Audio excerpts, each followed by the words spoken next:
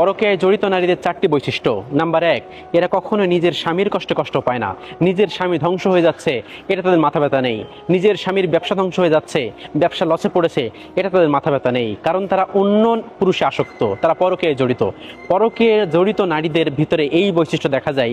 স্বামী যতই কষ্ট পায় না কেন, স্বামী সারাদিন হাঁটাখাটুনি পরিশ্রম করে না কেন, তারা কখনোই সেটা ফিল করতে পারে না এবং স্বামীর কষ্টে তারা কখনোই কষ্ট পায় না। নাম্বার 2, এদের স্বামীর প্রতি কোনো টান থাকে না, কারণ এরা পরপুরুষে আসক্ত, অন্য পুরুষে আসক্ত। যে মানুষটা অন্য পুরুষে আসক্ত, সেই মানুষের স্বামীর প্রতি কোনো টান থাকবে না, এটাই স্বাভাবিক। আর যে মানুষটা পরকীয়ায় জড়িত করে বা পরকীয়ায় জড়িত আছে, সেই মানুষটা কখনো নিজের স্বামীর প্রতি খেয়াল রাখে না এবং নিজের স্বামীর প্রতি কোনো টান নেই। নাম্বার 3, মাঝে মাঝে এরা স্বামীকে ছেড়ে দেওয়ার হুমকি দেয়।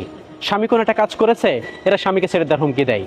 স্বামী দেরি করে বাসায় ফিরেছে, স্বামীকে ছেড়ে দেওয়ার হুমকি দেয়, কারণ এরা পরপুরুষে আসক্ত।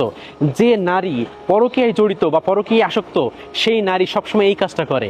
সে কথায় কথায় তার স্বামীকে ছেড়ে দেওয়ার কথা বলে। বাসায় কোনো কিছু নাই, সে বলে আমি তোমাকে ছেড়ে দিব। নাম্বার 4, এই যে নিজের দোষ থাকার পরেও স্বামীর নামে বিভিন্ন রকম বদনাম করে নিজের দোষ ঢাকার জন্য। তাদের পরিবারের কোনো মানুষ আসছে, তারা স্বামীর নামে বদনাম করবে, কারণ তার নিজের কাছে ভালো হইতে চায়, নিজের নামে ভালো রাখতে চায়, এবং এরপরে তার একটা সময় পর চলে যায়। নারীরা যারা পরকীয়ায় জড়িত হয়ে থাকে, এরা কিন্তু খুব ভয়ঙ্কর। এই 4টি লক্ষণ তাদের ভিতর অবশ্যই দেখতে পারবেন। এই জন্য যারা বেশি পরকীয়ায় জড়িত বা পরকীয়ায় এখন জড়িত রয়েছেন, এই মানুষগুলো থেকে দূরে থাকা উচিত। কারণ এই মানুষগুলো কখনোই স্বামীর কষ্ট বুঝবে না, স্বামীর পাশে থাকবে না, এরা সবসময় স্বামীর দোষ দেখে বেড়ায়। এই মানুষগুলো আসলে খুব ভয়ঙ্কর। আল্লাহ রাব্বুল আলামিন এদের থেকে আমাদের হেফাজত করুক।